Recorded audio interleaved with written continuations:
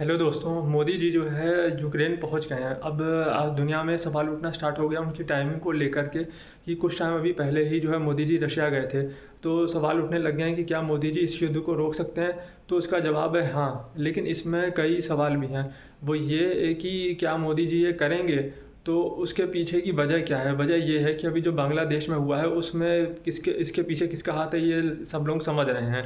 और देखा जाए तो जिस तरीके से इंडिया को घेरने की कोशिश हो रही है, तो उसको रोकने के लिए जो है ये एक प्रयास हो सकता है। अगर इस युद्ध को रुकवाना एक प्रयास हो सकता है। कई लोग इस बात को बिलीव नहीं करेंगे, लेकिन ये एक सच्चाई हो सकती है।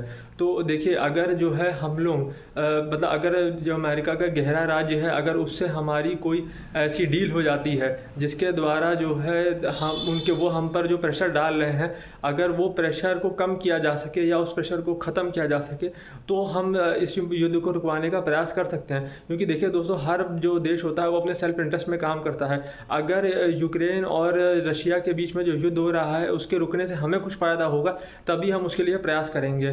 अभी ये युद्ध हमारी सीमाओं से दूर है और इसका हम पर कोई खास ज़्यादा असर नहीं है। क्योंकि अभी रिसेंटली ही इंडिया जो है अब नंबर 1 हो गया है रशियन ऑयल ख़रीदने में। मतलब हमने चाइना को पीछे छोड़ दिया है।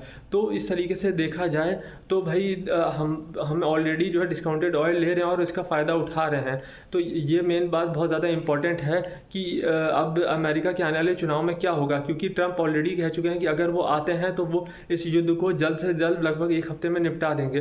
तो जो ज़ेलेंस्की है यूक्रेन का, उसके लिए जो हथियारों की सप्लाई है वो रुक सकती है। और जो कमला हैरिस हैं वो भी जो बाइडन की पॉलिसीज़ को कंटिन्यू नहीं करना चाहती हैं, चाहे वो इजराइल हो चाहे वो यूक्रेन हो। और देखा जाए तो कमला हैरिस के ऊपर दबाव भी बहुत है, क्योंकि क्या वो अपनी योग्यता को सिद्ध कर पाएंगी कि नहीं कर पाएंगी। देखिए, वो जो बाइडन को हटा कर आई ज़रूर है, लेकिन अभी तक उन्होंने उनकी क्या कैपेबिलिटीज़ है उन्होंने उसको प्रूव नहीं किया है।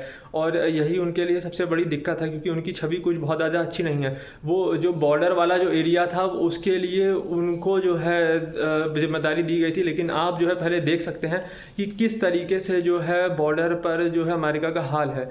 तो इसलिए उनकी कोई बहुत ज़्यादा छवि अच्छी नहीं है। जो ट्रंप के लिए सपोर्ट है वो जेन्युइन है, और जो कमला हैरिस के लिए सपोर्ट क्रिएट किया गया है वो जो है कोई मतलब जेन्युइन नहीं है, उसको आर्टिफिशियली क्रिएट किया गया है।